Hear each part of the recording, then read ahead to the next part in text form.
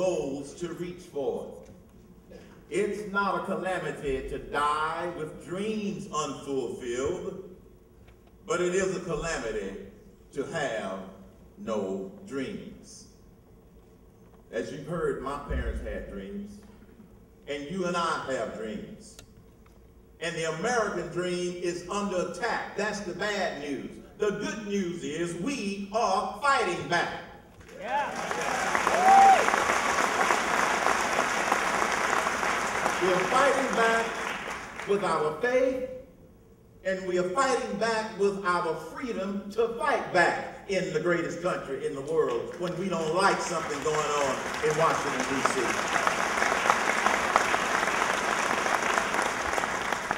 Steve didn't give me a lot of time, so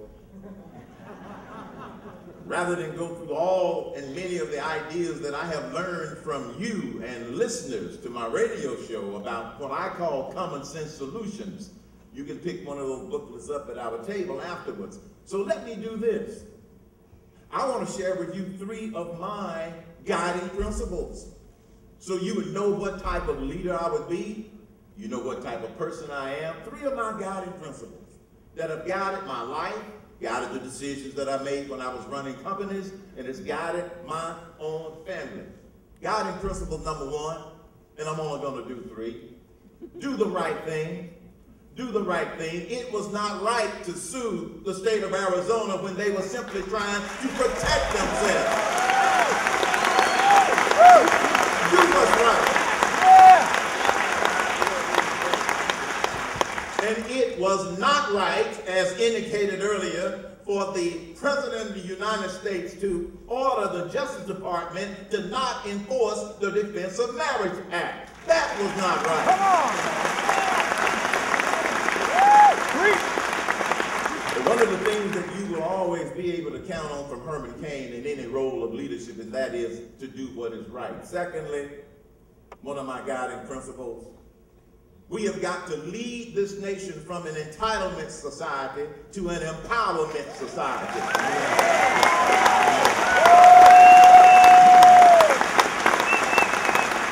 The Declaration of Independence points out those great words that we all remember and hear: life, liberty, and the pursuit of happiness. And the last time I checked, I didn't see anything in there that said anything about a Department of Happy in Washington, D.C. There's no such thing. We've got to become an empowerment society. We've got to empower businesses to create jobs. Government can't create jobs by getting government out of the way.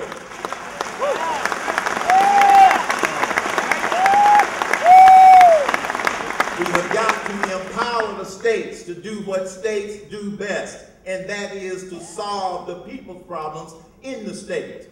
Problems and issues that might be in Iowa or Georgia or another state, they can't be solved from Washington, D.C.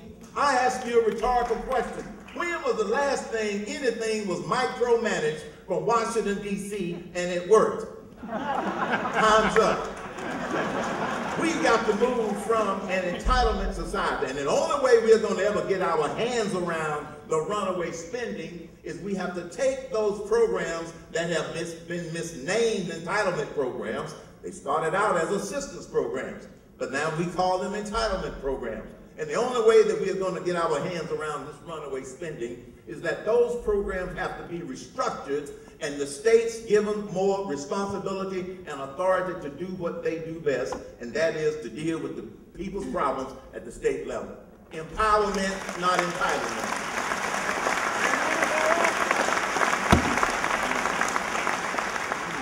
And then my third guiding principle that I want to share with you, it's not about us. It's not about us.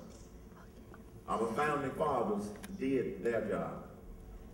We must all now be the defending fathers. We have to defend the life of the unborn. Yeah. Oh yeah. We must defend those principles that this nation was founded upon. We must defend the future of this nation today with, as Ralph said, our time, our talent, and our individual treasures. And when I was asked, whatever gave you the crazy idea of running for president, this wasn't something that I had dreamed about all my life or aspired to do all of my life. And if you're familiar with my background, in many instances, I was compelled into a position of leadership. And this whole journey for me, and I didn't know it at the time, started in January 1999, when my first grandchild was born.